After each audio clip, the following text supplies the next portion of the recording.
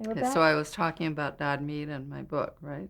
And you were reminding me that my poem actually earned about $3,500 for the war effort. I was trying not to exaggerate it. Um, but anyway, Dodd Mead approached my mother about my writing a book because, as I say, it was known that I was interested in writing.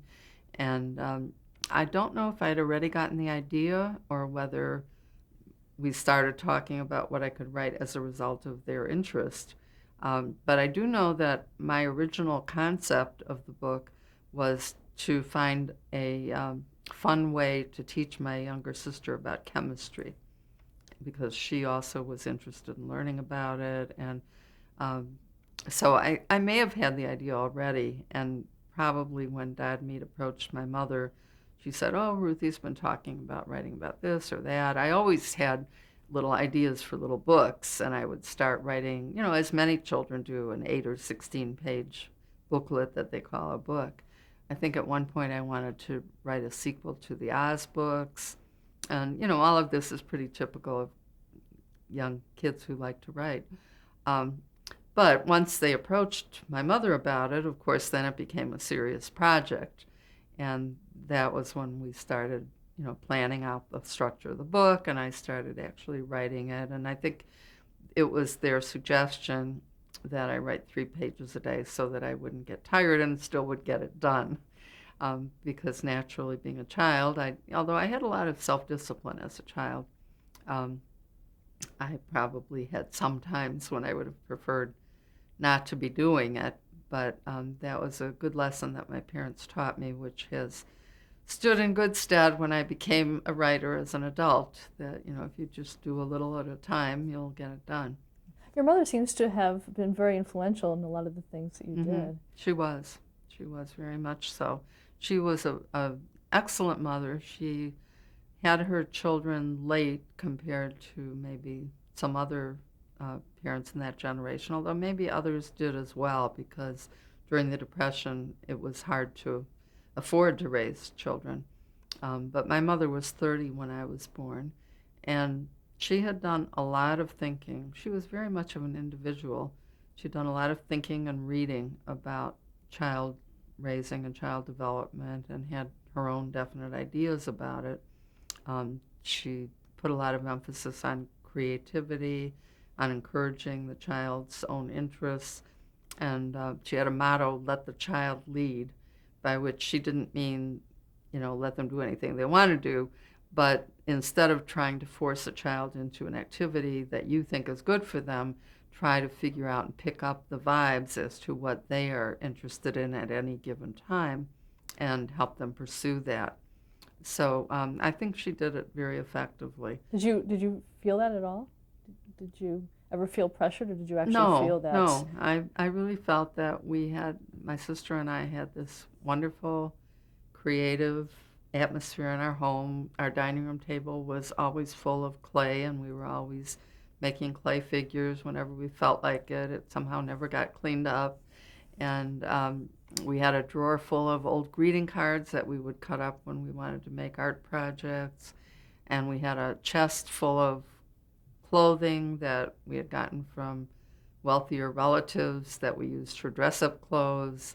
And we would dance to records that my mother would put on the phonograph. And we just, um, it was just a wonderful time for both of us. Let's talk about some of the other panelists that you were on with, starting with Pat Conlon. Pat Conlon is younger than I am. Um, he's an Irish kid. He's had sort of a smart, wisecracking way about him. And he was interested in some of the same things I was, Shakespeare and literature. He later became an actor. Um, and he was a cute kid. I didn't really know him well, partly because he was younger, and kids are usually interested in kids that are their age or older. But I do remember him because he was on the show a lot. Joel Kupperman. Joel Kupperman was, at the time he got on the show, the youngest ever. And I think Pat also was when he got on the show because Pat came after Joel.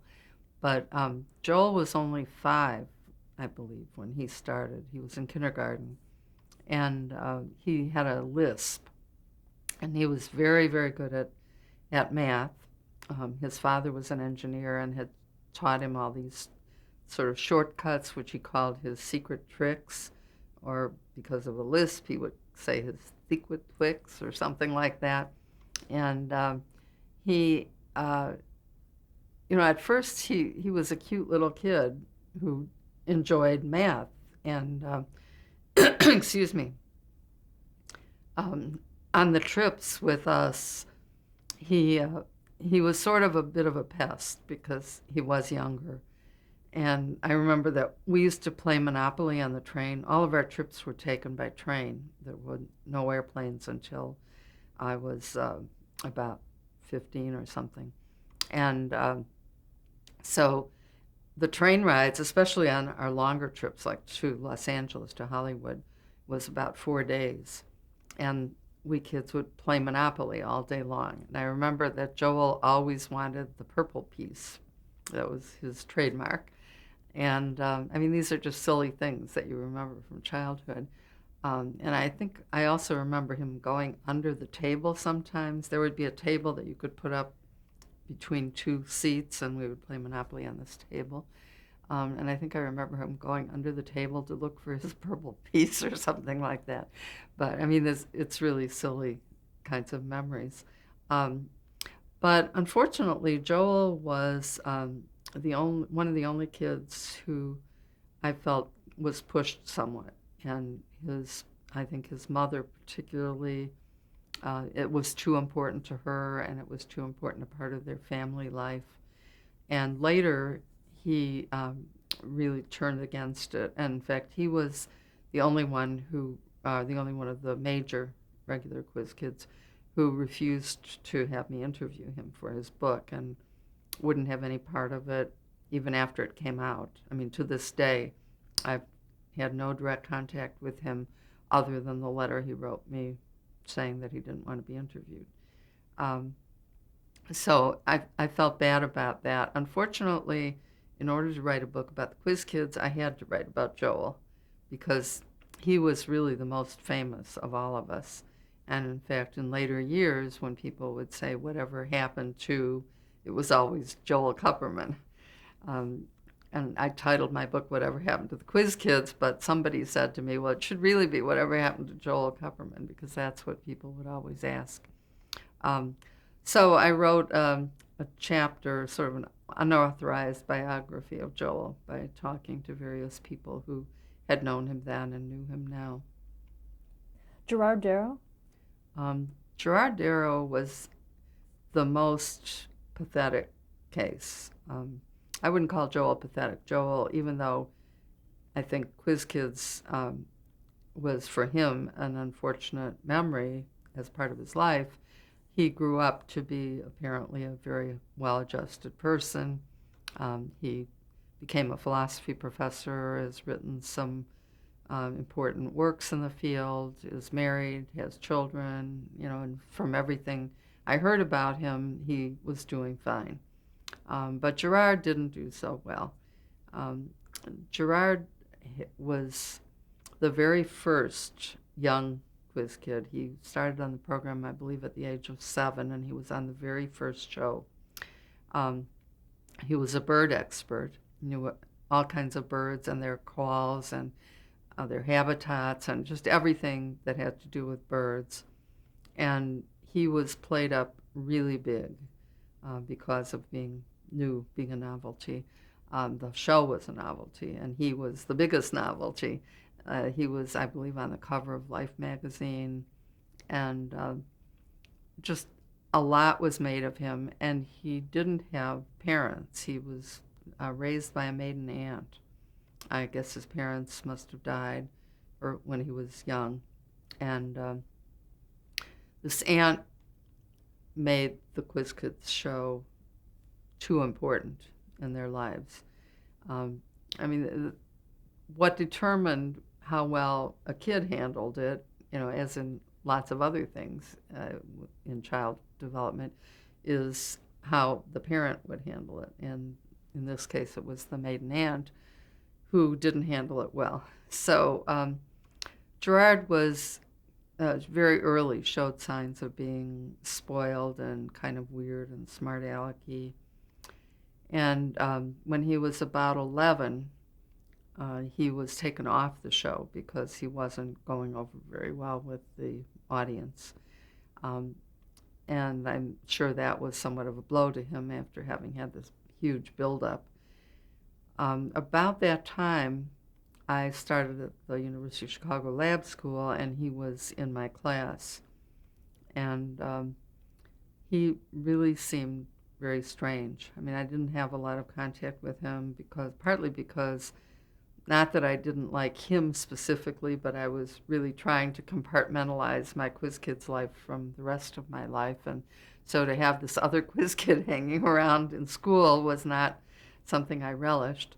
But he just struck me as sort of strange. And later, not until much later when I wrote my book, did I find out that he was gay.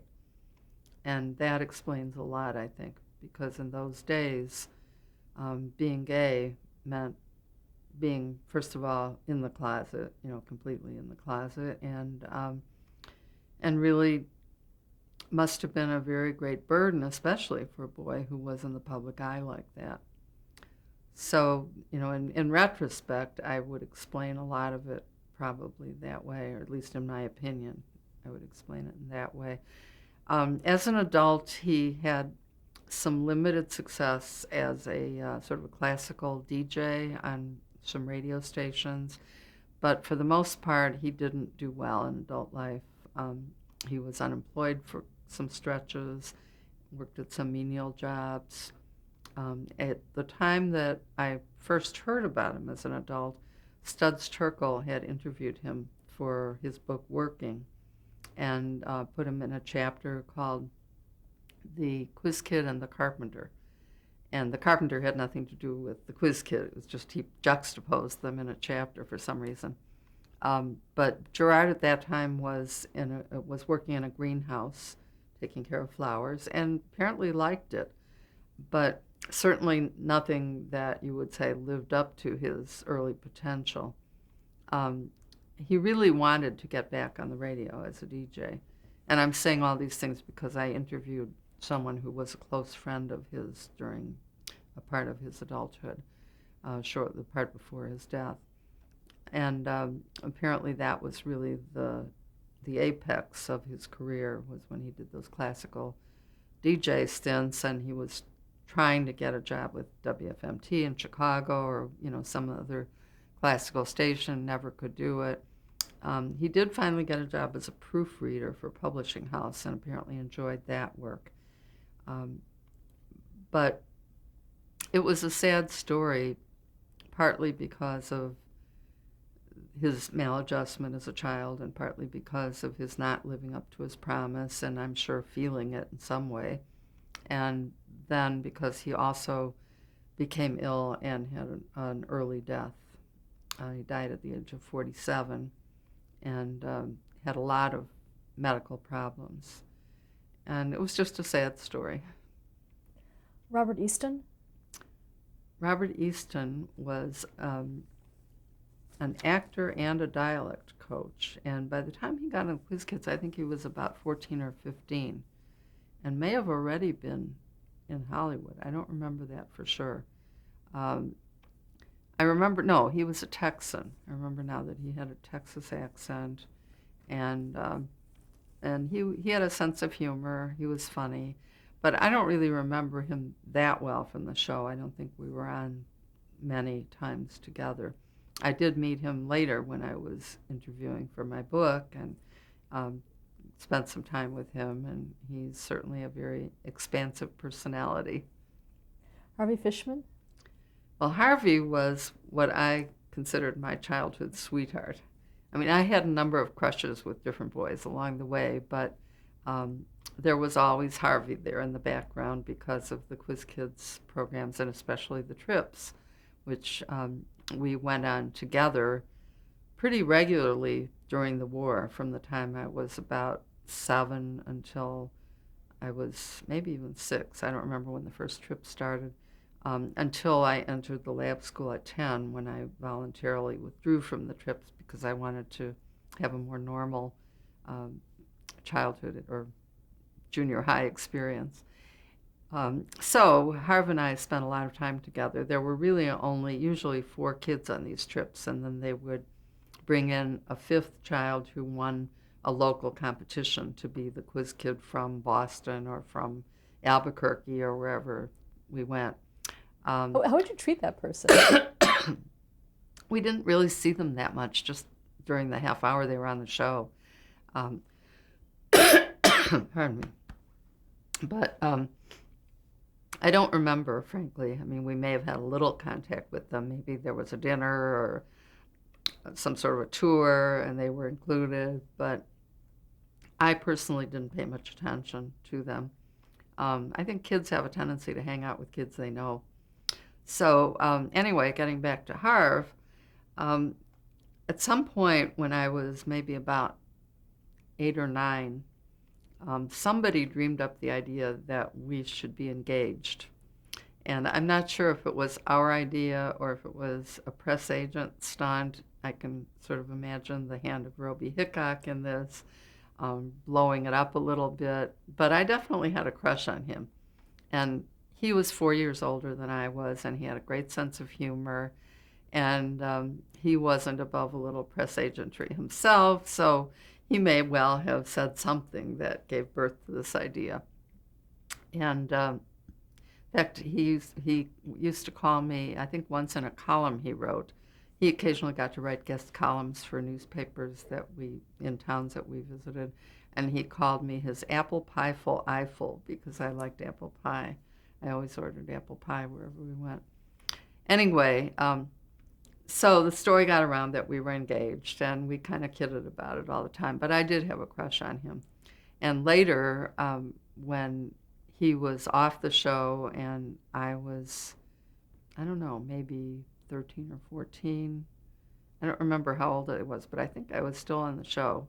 And I went to see him playing in some football game where he was playing, with a bunch of other kids, and I was sort of hoping that we could take up, on a more adolescent level what we had left off as children, but it didn't happen. So my interview with him was a little more poignant than with others. I really looked forward and enjoyed getting to know him as an adult.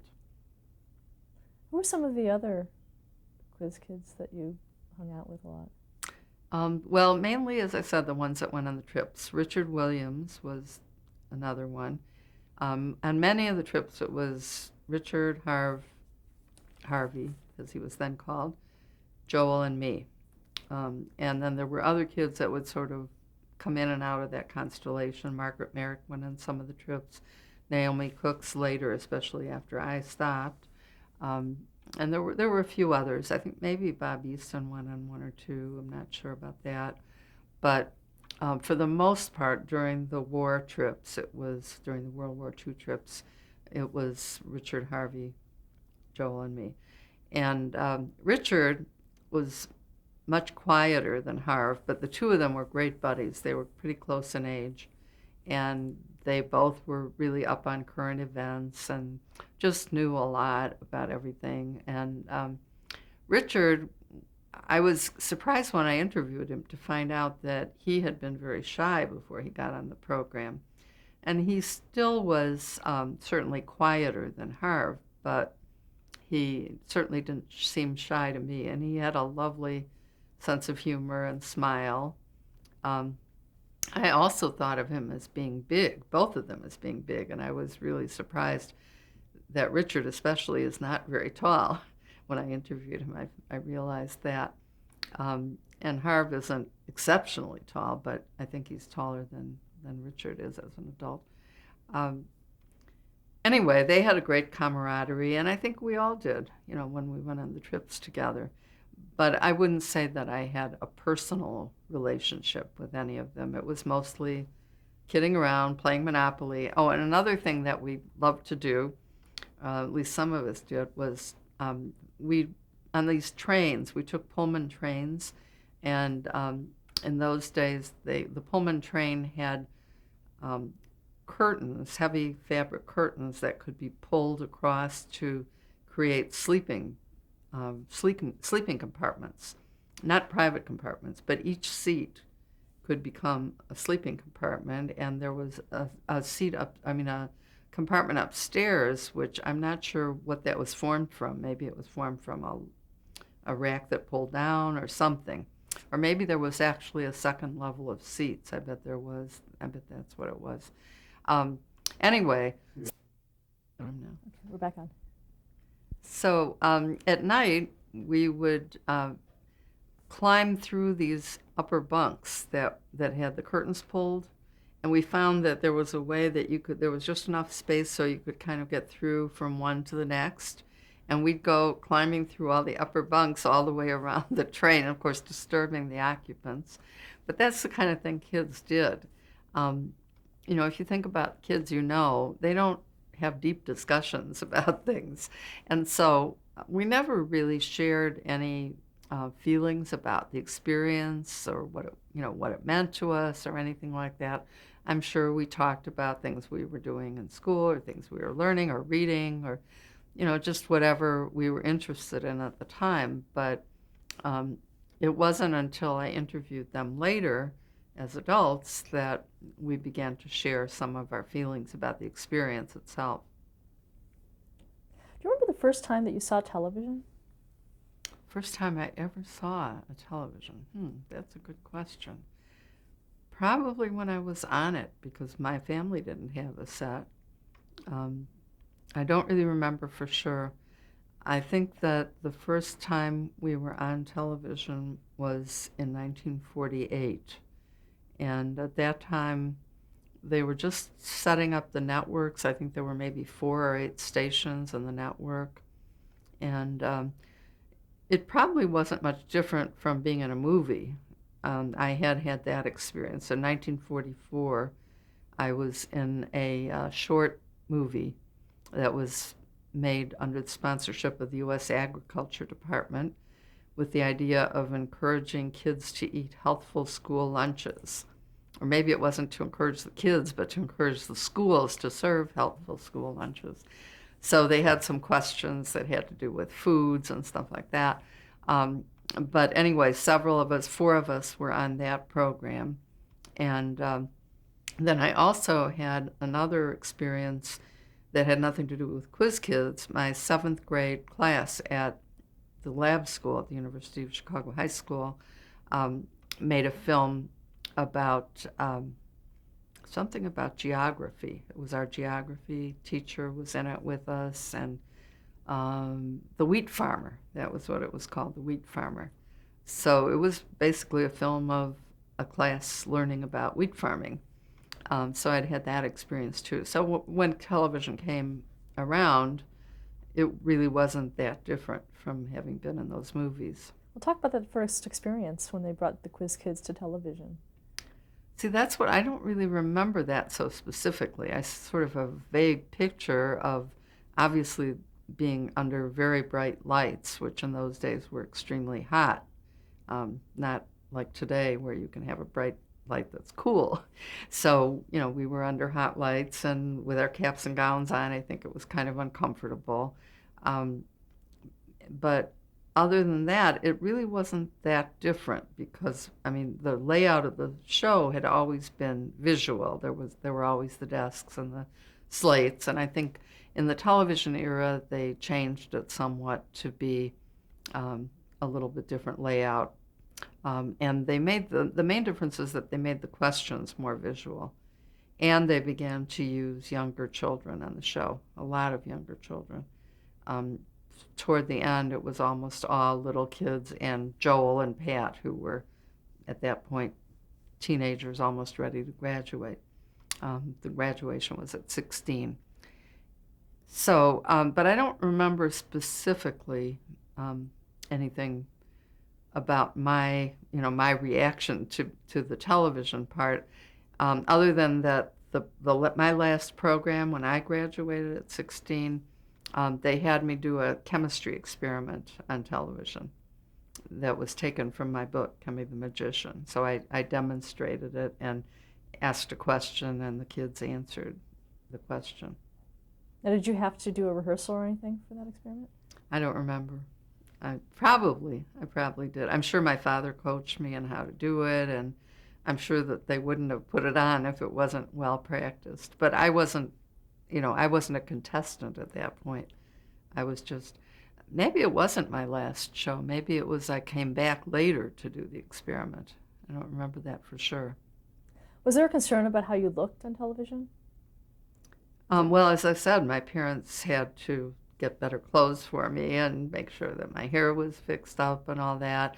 And at one point, when I was about 10, I think, the Quiz Kids staff insisted that I wear pigtails when I was maybe 9 or 10, when I really didn't want to, because they wanted me to continue to look like a little girl.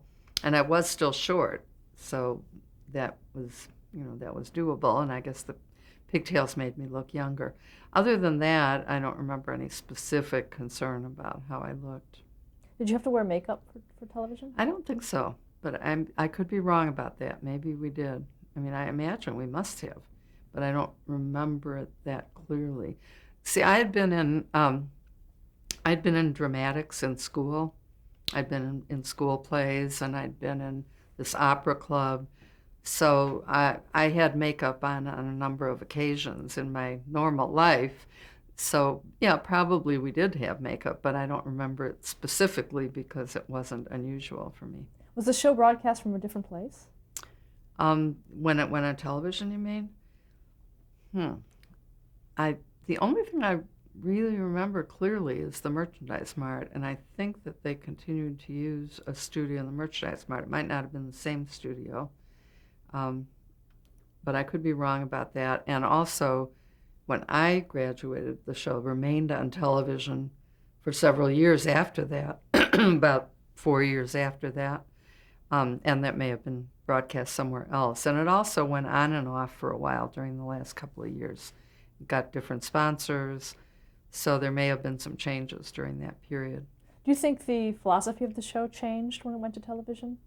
Yes, it became much more geared toward, as I said, the visual and toward cute little kids.